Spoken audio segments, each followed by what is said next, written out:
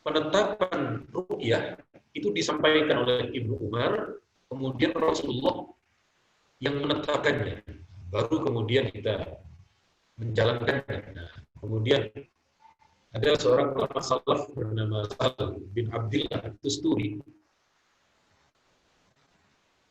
Riwayat kitab ini saya ambil dari Kiai Maimun Zubair, Allah yarham. Ini kejadian tahun 2007. 2007 itu ada kejadian unik. Kejadiannya begini. Berdasarkan ilmu hisab, tidak mungkin bulan akan berhasil diruqyah. Sekali lagi, berdasarkan ilmu hisab, posisi hilal di bawah 2 derajat. Tetapi di Jawa Timur ada seorang kiai yang mengaku berhasil melihat hilal. Kiai ini disumpah, menyatakan berhasil melihat. Tetapi pemerintah saat itu zamannya Pak SBY dan Menteri Agamanya, di masa itu kalau tidak salah adalah Pak Lukman, nah, bukan Pak Maftu, Pak Maftu Basyuri, ternyata yang di pusat tidak menetapkan. Akhirnya saat itu Jawa Timur berhari raya lebih dulu. Kemudian pemerintah pusat lusanya. Saya melihat ketegasan Kiai Maimun Zubair. Kiai Maimun menulis ini. Menulis redaksi ini. Jadi, ati'us sultan fi sab'ah. Kewajiban kita mengikuti perintah yang sah itu ada 7. Ada 7 hal. Pertama, pemberlakuan mata uang. Kalau di negeri kita mulai zaman Pak Karno sampai sekarang, pemberlakuan itu rupiah. Ya harus kita menggunakan rupiah. Tidak boleh menggunakan ringgit, tidak boleh menggunakan peso, tidak boleh menggunakan, harus mata uang itu. Wal makail wal auzan, kemudian juga mengikuti aturan dalam masalah ukuran timbangan. Kita pakai kilogram, kita pakai meteran, harus diikuti. Gitu. Kemudian di samping itu adalah ahkam, aturan-aturan. Polisi memberi aturan harus memakai helm, wajib kita ikuti. Memakai sabuk pengaman harus diikuti. Mau membangun harus ada surat IMB, wajib diikuti. Wal hajj dan juga masalah haji, wal jum'ah, masalah jum'ah ini, wal aidain dan juga masalah hari raya, wal jihad dan juga jihad. Jadi, ini justru saya dapatkan dari Al-Mukarram Kiai Maimun Zubair. Kemudian di Indonesia ini begitu bentangannya begitu luas, bahkan ada 3 zona waktu, gitu. Waktu Indonesia Barat, waktu Indonesia Tengah, waktu Indonesia Timur, lebih dari 2 marhalah. Semestinya kalau aturan fikih yang beda matlab itu berbeda hari rayanya atau berbeda puasanya, tetapi di dalam fikih kita di mana berlaku keputusan sebuah negeri, maka berlaku pula untuk seluruh rakyatnya. Jadi tidak melihat Aceh dengan Papua itu beda matlak, kemudian hari puasanya berbeda. Tidak, tetap berlaku sama. Karena dalam satu negara, dalam satu keputusan pemerintah. Kemudian, nah ini yang agak ringan ini. Bagaimana kalau ada orang yang kemudian, wah ini karena musim COVID-19, bagaimana kalau nanti saya sakit, atau saya flu, atau saya demam? Kita lihat di dalam Al-Quran, Allah berfirman, "Faman kana minkum maridan aw ala safarin fa'iddatun min ayyamin ukhra." Kalau memang ada sakit, ada orang yang terkena wabah, tapi saya doakan semoga kita semua oleh Allah diberi perlindungan, Allah diberi kesehatan. Kemudian ada yang sakit, maka boleh tidak berpuasa di bulan Ramadan, tetapi nanti dikodok di luar bulan Ramadan. Sesuai dengan hari yang dia tinggalkan, ada waktu 11 bulan. Lalu berapa ukuran sakitnya? Nanti ukuran sakitnya itu tidak harus sakit mulai malam hari, tidak harus. Misalnya kita di pagi hari, jam 3 sudah sahur, sholat subuh, kemudian tiba-tiba jam 10, lalu rasa sakit. Boleh untuk kemudian tidak berpuasa di hari itu. Nah, sekarang ukurannya berapa? Ukurannya ini. Jika disebabkan sakit itu, kita merasa berat melanjutkan puasa, sakit mules, sakit perut, kemudian atau sakit apapun, yang seandainya meneruskan berpuasa penyakitnya tambah parah atau tidak kunjung sembuh, boleh berhenti puasa untuk tidak puasa dulu. Sebab masih ada 11 bulan untuk kita tunaikan. Jangan memaksakan. Apalagi kalau sudah dokter, ini sebaiknya Anda jangan berpuasa. Tahun kemarin, gigi saya sakit di bulan Ramadan. Saya kira akan beres mencabut gigi siang hari. Ternyata sakitnya Masya Allah. Dicabut gigi dengan kesakitan itu serasa lebih sakit daripada putus cinta. Kata orang dulu, tidak tahu kata orang sekarang. Nah, kata dokter, kalau Anda kuat silahkan teruskan puasanya. Kalau tidak kuat dengan cenut-cenutnya dikasih obat. Nah, ini saya tidak mampu dengan. Sebab apa namanya? Berdarah-darah. Akhirnya terpaksa untuk kemudian minum obat pereda nyeri itu. Kok gampang betul. Oh, memang di dalam Al-Quran, di dalam masalah puasa ini, Allah memberi keringanan di dalam ayat ini, yuridullahu bikumul yusra wa la yuridu bikumul usra. Allah hendak menginginkan kemudahan bagi kita, dan Allah tidak memberi kesulitan kepada kita, khususnya di dalam menjalankan agama. Kemudian sedikit lagi, karena ada 2 slide. Lalu bagaimana dengan puasa panjenengan yang berada di luar negeri?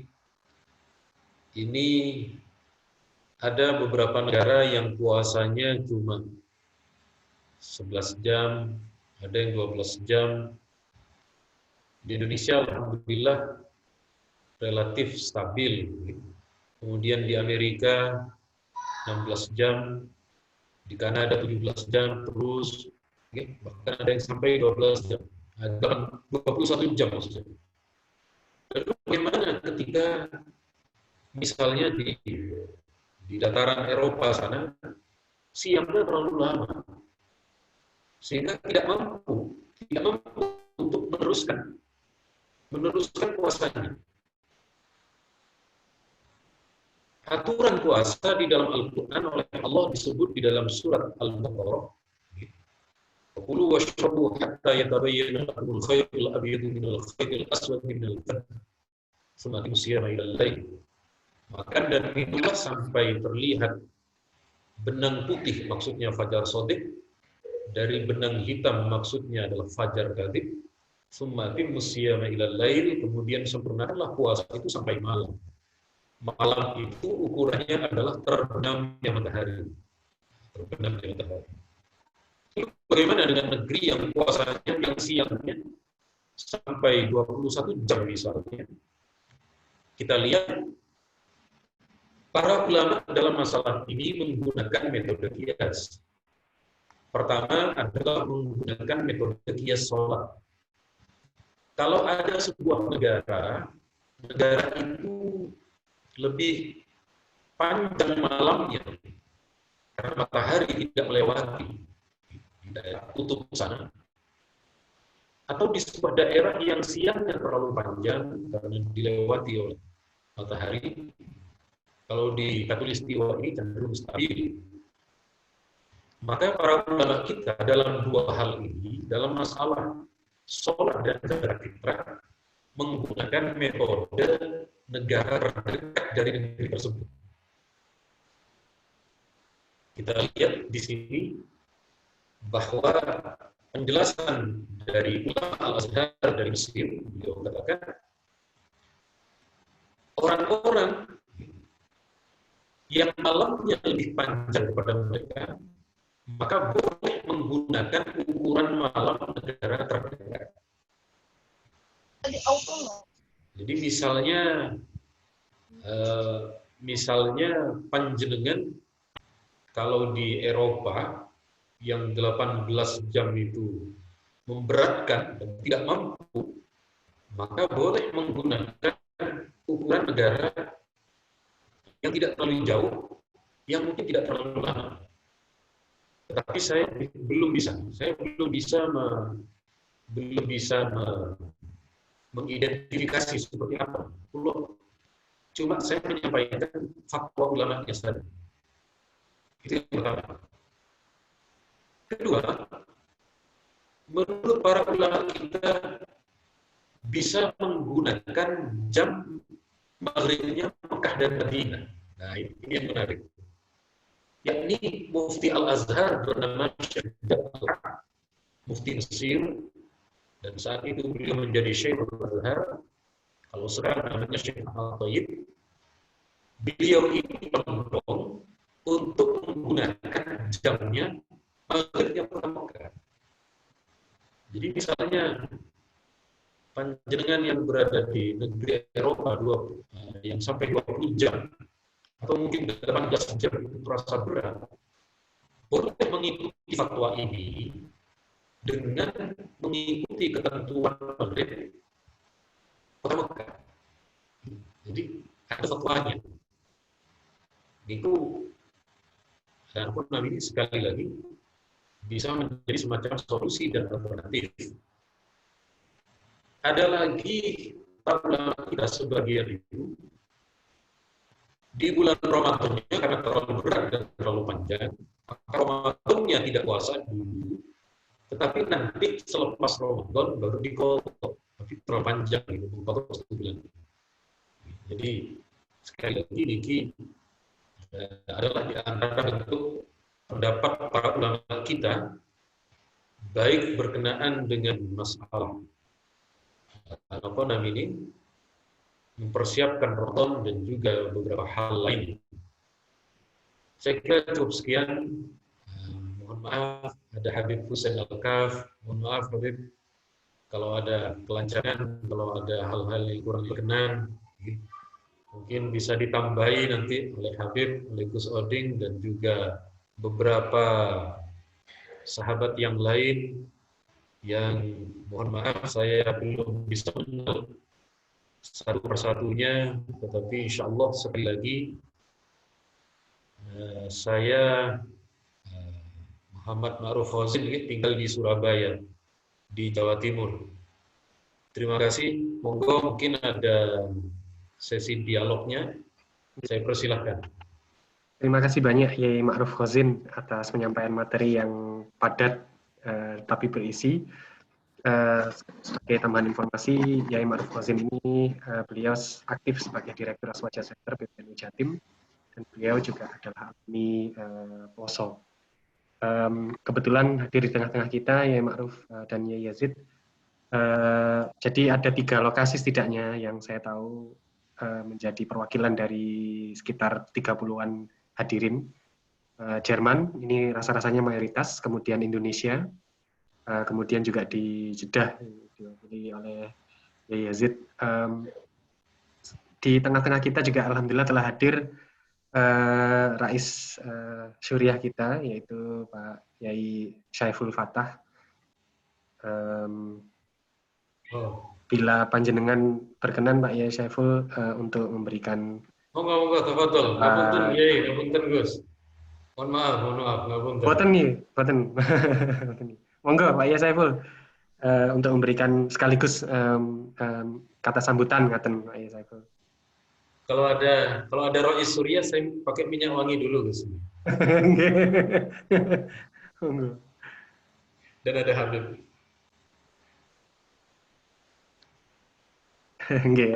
Habib Husain Al-Kaf ini, kalau Pak Yai Syaiful, Rais Surya, Habib Husain nanti kita juga mintai sedikit prakata. Beliau kebetulan juga wakil ketua tanfid PCI NU Jerman. Monggo Pak Yai Syaiful sebagai Rais Surya NU Jerman. Assalamualaikum warahmatullahi wabarakatuh. Waalaikumsalam. Nuhun Pak Yai Muhammad Kiai Haji Pak Muhammad Ma'ruf Khozin. Saya terima kasih sekali atas bantuan dan kajian dari Pak Yai, bahwa alhamdulillah pada hari ini saya baru pertama kali melihat jenengan dan saya pertama kali melihat berkenalan dengan jenengan. Saya terima kasih sekali atas bantuannya dan atas tausiahnya kepada kita semuanya yang di Jerman, yang jauh daripada dari pusat NU ini, dan terima kasih sekali sehingga kami mendapatkan suatu tausiah yang bagus dan sehingga mendapatkan sumber-sumber yang asli dari Nahdlatul Ulama di Indonesia gitu. Kami pada dasarnya adalah merupakan NU yang baru dan sehingga kami masih tetap belajar kepada jenengan-jenengan semuanya gitu. Terima kasih. Matur nuwun sangat Pak Yai Saiful atas sambutannya. Beliau Pak Yai Saiful ini juga masih keluarga dari Kiai Maksum Krapyak. Oh, insyaallah. Kami sampaikan kemudian kesempatan berikutnya kepada Ibu Sen. Monggo Ibu Sen. Betul, Siti. Astagfirullahaladzim. Assalamualaikum warahmatullahi wabarakatuh. Waalaikumsalam. Masya Allah, tabarakallah, alhamdulillah, rabbil alamin. Ya Allah, ini satu kenikmatan ya, satu rasa syukur, alhamdulillah. Sebuah hal yang baru buat kita teman-teman di teman-teman Nahdien ya, maksudnya di bulan Ramadan ini kita bisa mendapatkan pencerahan dari Kiai yang langsung dari Indonesia, yang dikhususkan untuk kita-kita yang ada di Jerman. Seperti kata Pak Saiful ya, ini sebuah kerinduan besar buat kita di sini, kita yang jauh di Jerman, yang sangat jarang tersentuh Nahdlatul Ulama yang asli ya. Kalau di sini kita ini semuanya belajar Nahdlatul Ulamanya, ngaku-ngaku Nahdlatul Ulama, belum pernah istilahnya ikut P4 ya, belum pernah ikut, tapi kita benar-benar hanya menghidupkan Nahdlatul Ulama ini betul-betul kalau Pak Saiful bilang untuk agar kita bisa mengaji ya, dan juga agar kita bisa diakui sebagai santrinya Kiai Hasyim Asy'ari insyaallah. Tapi ya Allah ya Rabb, energi kita cuma sedikit, ilmu kita sedikit. Sekali lagi terima kasih banyak buat Kiai Ma'ruf Khozin, terima kasih banyak buat Kiai Yazid, juga khususnya Gus Oding dan Pak Saiful yang menginisiasi kegiatan ini sehingga kita merasakan Ramadan seperti kayak di kampung ataupun kayak di pesantren ya, pesantren virtual. Insyaallah, masya Allah, tabarakallah. Mungkin itu saja dari saya, insyaallah. Monggo, bisa dilanjutkan. Jazakallah. Ya, sama-sama. Terima kasih banyak Ibu Sen. Ini sekaligus kesempatan untuk berkenalan nih Ma'ruf Khozin. Kalau ngaji hari Ahad biasanya sama teman-teman mungkin 6-7 orang. Nah ini alhamdulillah ada hampir 30-an, kemudian hampir dari seluruh Jerman, dari kawan-kawan kita ini juga hadir di sini.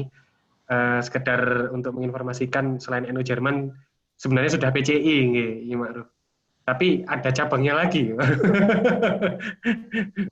PCI punya cabang lagi. Ini ada perwakilannya Bu Manda ini khususnya dari Munchen. Kalau Bu Manda ingin menyampaikan sesuatu, monggo. Ini juga salah satu sepuh kita nih yang sama-sama Pak Yai Saiful juga tinggal di Munchen. Bu Manda, kalau misalnya ingin menyampaikan sesuatu, monggo loh Bu. Monggo, ada sharing ilmu dari panjenengan semua. Saya persilahkan dengan seluas-luasnya. Bila mungkin sambil menunggu Bu Manda, kalau dari kawan-kawan ada pertanyaan tentang materi yang disampaikan dari Kiai Ma'ruf Khozin tadi, khususnya tentang persiapan puasa, untuk memotivasi kita dan seterusnya, ataupun kalau misalnya kita usahakan untuk topiknya yang sejalan dulu gitu ya, tapi kalau misalnya memang ada pertanyaan lain yang di luar topik dan belum ada pertanyaan yang masuk tentang Ramadan, kami ini Bu Manda sudah siap-siap ya. Bu Manda, monggo Bu Manda, kita sampaikan dulu ke Bu Manda. Monggo. Ada Pak Kiai, ada Gus Oding, ada yang dari Indonesia, Kiainya ada Habib, Husin. Lah aku ibu rumah tangga ngomong apa iki sajane. Orang aku NU malah turunan, nggak mondok piye kuwi. Jadi ilmunya ya ala kadari. Ya kan? Nah, saya ini apa ya? Ciri khasnya saya memegang supaya ini aja deh. Saya usul atau mungkin ini masukan saran buat kita aja yang di luar negeri ya, di luar negeri di Jerman khususnya. Jadi saya baca ini, saya kutip dari NU. Ciri khas ulama NU, tetap sejuk di tempat yang panas. Tetap hangat di tempat yang dingin. Tetap tenang di tengah badai. Selalu dinamis mengikuti arah angin. Seperti nasihat para kiai kepada umatnya. Jadilah seperti ikan yang hidup di air laut. Meskipun airnya itu asin, tapi ia tidak ikut menjaga asin. Malah enak digoreng terus dipenyet. Tuh. Ya kan? Nah, terus NU itu kan Sunni. Sunni kita itu kan beda. Ya. Kalau Sunni yang di tanah Arab itu di negeri Arab kan ibaratnya kita bisa bedakan Sunninya. Ya, bedanya jauh. Ibaratnya berasnya wong Arab itu atos loh. Jadi makan itu aku paling benci aku kalau lagi ibadah umroh ngantar anak-anak. Enggak nelan aku keras. Harus dimasak pakai air banyak. Nah, nasinya, berasnya kita itu kan macam-macam. Jadi, otomatis berasnya orang Arab dengan berasnya Indonesia kan Nusantara. Ada beras Rejo Lele, ada beras Medan, ada beras ini. Jadi, Sunninya kita itu yang mantap gitu loh. Jangan sampai, oh ini Sunni, oh dihantar sama kalau kita di sini kan ada Sunni juga. Seperti saya aja, suami saya juga Sunni ya. Tapi Sunninya, pikirannya nggak seperti saya yang Sunninya ini orang Indonesia. Itu bisa ada terasa. Akhirnya kan karena dia suami saya, ini loh Sunni kamu tak jejeli beras Indonesia. Ini beda, ini Rejo Lele kuwentel enak sekali. Ditelan itu nggak mendeli. Jangan Sunni yang ini memang Sunni memang. Bedanya itu kan ada kultur, ada adat, ada etika. Nah itu mungkin kita bisa mungkin Gus Oding mungkin kita bisa bersama-sama yang di Eropa ini loh menjelaskan bedanya Sunni kita dengan Sunni yang di sana itu gitu. Ini banyak sekali salah memahami. Gitu. Kalau saya pribadi sih sama keluarga bisa nurut ya, kalau enggak kata Masai, kata bisi namanya. Paling dia takut. Nah, tapi kalau mereka yang banyak di Jerman ini yang perkawinan campuran, kita akan mulungi ya. Kebanyakan di Munchen ini nggak tahu agama. Pokoknya aku sembahyang, aku puasa. Yang penting damai ngono lho. Lemah jape apa? Wis mbokoke rene diambil enake. Ndi sing gampang, ya wis aku ke sini. Ini kan harus kita memunguti, mengarahkan, yaitu kerja kerasnya siapa? Pak Saiful. Di sini Pak Kiai Saiful ini sendirian. Kadang-kadang kasihan mudah-mudahan dikasih umur panjang. Duluan aku mati daripada Pak Saiful gitu ya. Karena nggak ada orang lagi. Benar, saya tuh dulu belum Pak Saiful datang ke Jerman, saya tuh kayak punya agama, orang NU, tapi kok buta jalan. Nabrak sana, nabrak sini. Nah, aku kemana? Terus masuk ke suatu ruangan yang nggak jelas begini, tapi beda banget. Nah, setelah di situ saya langsung, ini orangnya benar nggak? Walaupun aku itu kenal Pak Saiful, saya kan harus hati-hati. Ini benar nggak ini orangnya? Ini NU beneran nggak? Karena pesan bapak saya, ngangki zaman mundur, wis tuwek, kamu lulus kuliah, NU itu macam-macam. Wis juwarno sakarepe. Wis enomu ya iki sing tak ajari. Ono is ngono iki. Gak ono sing warna kuning atau sing lurus sing bengkong-bengkong belak-belok. Wis gak ono, wis kaya ngene iki nduk. Nah, wis. Nah, itulah saya minta gimana ya generasi kita ini ya kalau Pak Saiful di Munchen sendirian itu saya rasa kasihan. Saya khawatirnya Pak Saiful pensiun terus ke Indonesia, tinggal di Indonesia saya sendirian ya mate wis. Dikeroyok wong sak kampung. Kalah saya. Jadi ya, harus ada kerjasama. Gimana caranya ya? Saya sudah berusaha memulungi, terus generasi ini mari kita arahkan untuk menggantikan yang sesepuh-sesepuh ini. Diajarkan. Nah, makanya online ini sangat menunjang. Makanya manfaatnya virus corona itu kalau kita mensyukuri, Masya Allah. Tuhan itu ngasih segalanya. Saya alami sendiri loh. Saya demi Allah, alhamdulillah ada virus corona. Alhamdulillah. Tanya Pak Saiful, saya bersyukur ada virus corona. Banyak dari diri saya, anak-anak saya, suami saya. Walaupun saya terkurung begini, nggak buka praktek, nggak apa-apa, bisa makan, nggak mati, buktinya 2 bulan diem aja di rumah. Nah itu semuanya disyukuri. Nah, dengan adanya, kalau nggak ada virus corona, kan garanti NU nggak bikin begini. Ayo ngomong jujur sama Gus Odi. Tak potong gajiannya loh. Betul, Bu Manda, Itu betul. aja. Terima kasih, itu aja. Assalamualaikum Terima kasih Bu Manda. Betul. Nih, Ya Ma'ruf, kalau saya boleh menyimpulkan dari 3 penyampaian. Pertama dari Pak Yasaiful, terus Ibu Sen sama Bu Manda tadi, ada concern sebenarnya tentang Ahlus Sunnah wal Jamaah, An-Nahdiyah khususnya.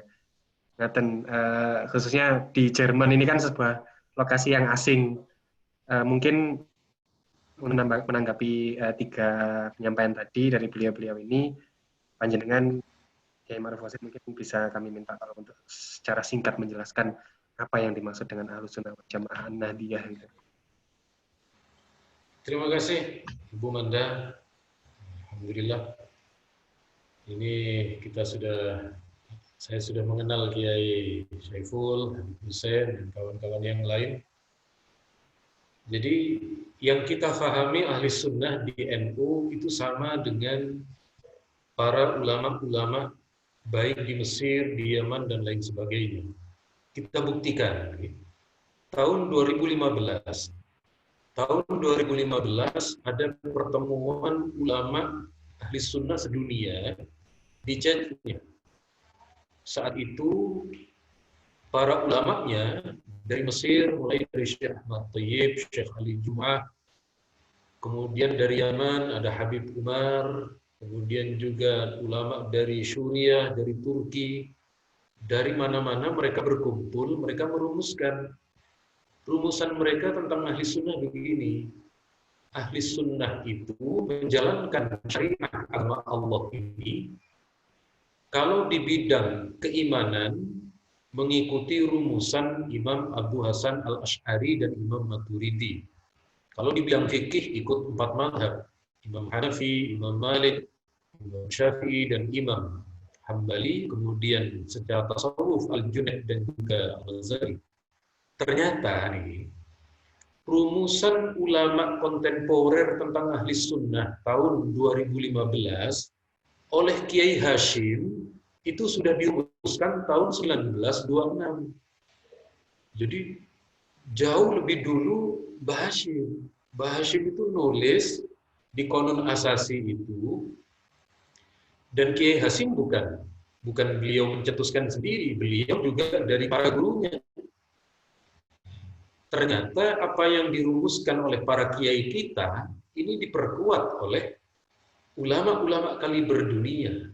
Jadi sekali lagi Islam ahli sunnah tidak hanya di Indonesia, Islam yang mayoritas ini, yang mayoritas. Jadi sekali lagi berkenaan dengan yang kita fahami adalah cara berfaham ahli sunnah mengikuti ajaran Islam dengan metode bermadhab. Sementara orang yang tidak bermadhab kecenderungannya radikal, kecenderungannya akan semena-mena dalam memahami dalil. Jadi intinya poin di dalam Islam itu bermadhab, dan kita sudah diakui bukan hanya pengakuan para ulama, tetapi perjalanan sejarah. Perjalanan sejarah ternyata 4 mazhab itu tidak pernah lepas, dan mereka lah yang terus-menerus menjadi pelanjut dan penerus estafet Islam sampai ke akhir masa, insyaallah. Terima kasih Ibu. Terima kasih. Matur nuwun. Terima kasih atas penjelasannya Ibu Qasim. Dari kawan-kawan yang lain mungkin ada pertanyaan persiapan sama Pak. Persilakan. Assalamualaikum. Waalaikumsalam. Saya Fathan dari Bremen. Jadi ya mungkin ada pertanyaan ini karena COVID ini kan masjid-masjid ditutup di Jerman sementara, dan mungkin untuk tambah ceritanya gitu. Kalau di Jerman ini keputusan-keputusan itu nggak pemerintah Jerman yang ngatur gitu untuk setiap tempat, karena kayak Jerman itu ada federasi-federasi kayak provinsi-provinsi, dan setiap provinsi itu ada kewenangan sendiri ya. Nah terus ya kita pengajian yang di Bremen ada kayak organisasi atap di atas itu namanya Shura Bremen, dan mereka itu ngobrol sama pemerintah Bremen di sini. Dan mungkin ada apa kayak kemungkinan kita boleh sholat tarawih di bulan Ramadan. Tetapi syarat-syaratnya diantaranya sholat Ramadannya jadi safnya harus ada berjarak dan apa yang jemaah harus didata gitu. Nah ini yang pertanyaan saya tuh hukum fikihnya gimana jadi sholat tarawih atau sholat jemaah tapi safnya tuh harus ada berjarak atau itu gimana? Mungkin ada kiai-kiai ada gus-gus ini yang lebih tahu ilmunya bisa kasih pencerahan. Terima kasih. Kebetulan kita dalam masalah ini adalah bagaimana terkait dengan hukum melakukan sholat berjamaah, tetapi kemudian pelaksanaan shafnya ini tidak rapat.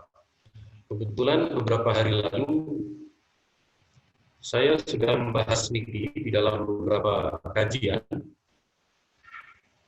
Jadi ada satu riwayat ini tentang anjuran menjalankan sholat dengan merapatkan shaf. Ini hadisnya. Nabi kita bersabda, "Aqimus sufuf, luruskan shaf, wahadu bainal manakib." Rapatkan, luruskan pundak, kemudian wasdul khalq, telah di antara satu makmum dengan makmum yang lain ditutup. Merapatkan dan meluruskan shaf ini hukumnya sunnah. Buktinya begini, ada pendapat dari Imam Ar-Romli, beliau katakan an-sufuf al-muqatta'ah tahsul lahum fadilatul jamaah. Kalau ada orang yang shafnya tidak rapatnya ini bukan karena kecerobohan, tetapi karena ada faktor tertentu. Kalau di dalam istilah fikih yang lain itu namanya uzur. Uzur itu mungkin seperti khawatir tertular dan seterusnya. Maka menurut Imam Ar-Romli tetap mendapatkan keutamaan sholat berjamaah, tetapi tidak mendapatkan keutamaan lurusnya shaf. Jadi pahala jamaah sendiri, pahala shaf sendiri. Kalau lurus rapat ini dapat dua-duanya, tetapi kalau tidak rapat, sekali lagi boleh-boleh saja. Hanya fadilah shafnya yang kurang. Kalau fadilah jamaahnya tetap. Ini menurut Imam Ar-Romli. Jadi sekali lagi, kalau memang sudah ada aturan semacam itu, maka kita lebih baik caranya memang mengikuti aturan itu. Kenapa? Ada sebuah riwayat terkait dengan masalah ini. Kita lihat riwayatnya. Ada dulu di masa sahabat itu wabah itu sudah terjadi. Di masa Nabi juga sudah terjadi. Kita lihat riwayatnya. Ini dia riwayat yang disampaikan oleh para ulama kita. Ketika Amr bin As menjadi gubernur di Syria, beliau berkhutbah, "Inna hadzal wajah idza waqa'a fa innama yashta'ilu isti'alan nar." Wabah taun, saat itu namanya taun, atau wabah penyakit menular ini, penyebarannya itu seperti api. Maka manusia ini ibaratnya adalah sebagai kayu. Kalau kayu itu mendekat dengan api akan terbakar. Maka dulu Amr bin As ini memerintahkan fatafarraqu, mencar-mencarlah kalian. Nah, ketika mencar itu, maka kemudian api tidak bisa melahap, api tidak sampai. Makanya di sini ada satu riwayat hadis, kalimil majdum wa bainaka wa bainahu qadrubin aw hayy. Berbicaralah, berkomunikasilah dengan orang sakit kusta. Dulu di zaman Nabi kemarin kusta. Jarak antara kamu seukuran anak panah atau 2 anak panah. Ya, 1 meter, 2 meter. Yang kita kenal dengan istilah social distancing.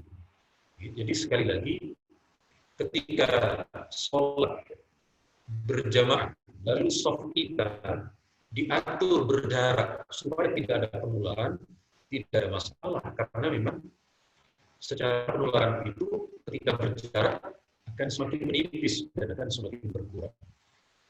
Matur nuwun, terima kasih. Jadi kebetulan saya di Surabaya ngaji biasa pakai proyektor gitu nih, pakai PowerPoint. Jadi kalau ada kebetulan pertanyaannya sama gitu, tinggal saya tampilkan. Dari saya cukup sekian dulu karena ini baru ngawali. Saya khawatir kalau di awal langsung terlalu lama, saya khawatir minggu depan tidak ngaji lagi. Mohon maaf Kiai, kalau ada Kiai saya dulu. Jadi sekali lagi yang penting yang penting tidak terlalu lama, yang penting ilmunya kita dapat baik dari para kiai, dari para ulama dan lain sebagainya. Saya mohon untuk yang terakhir doanya Habib Hussein Al-Kaf. Mohon Habib ditutup dengan doa monggo.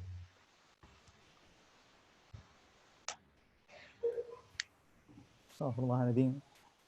Ada Pak Yai Syaiful di sini. Sebenarnya saya tidak layak kalau untuk menutup doa. Saya minta mungkin lebih baik Pak Yai Syaiful yang menutup doa.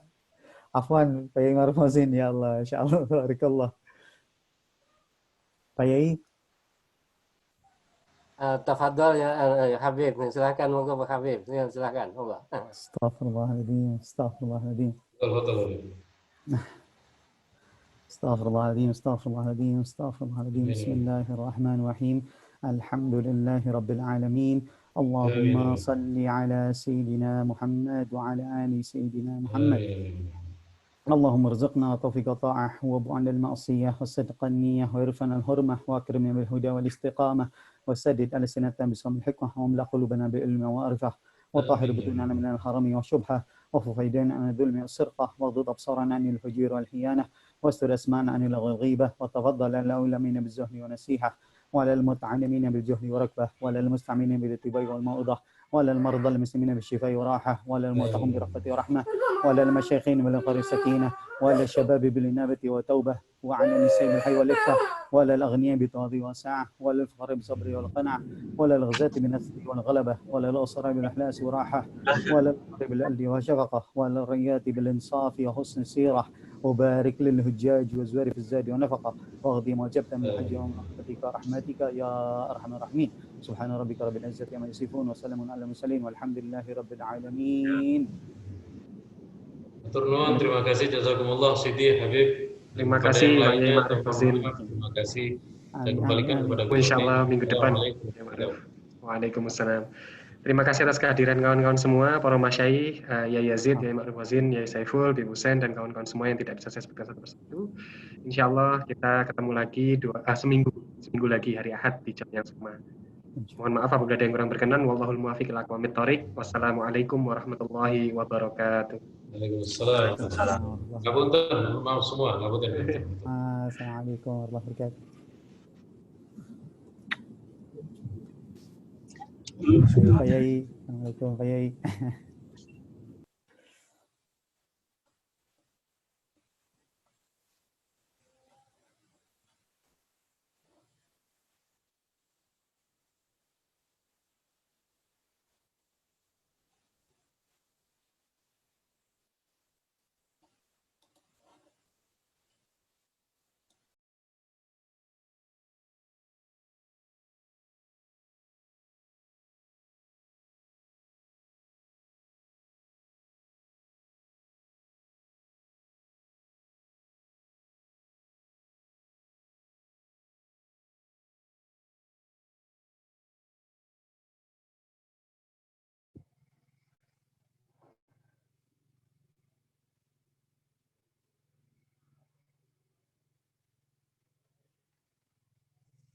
Assalamualaikum semuanya.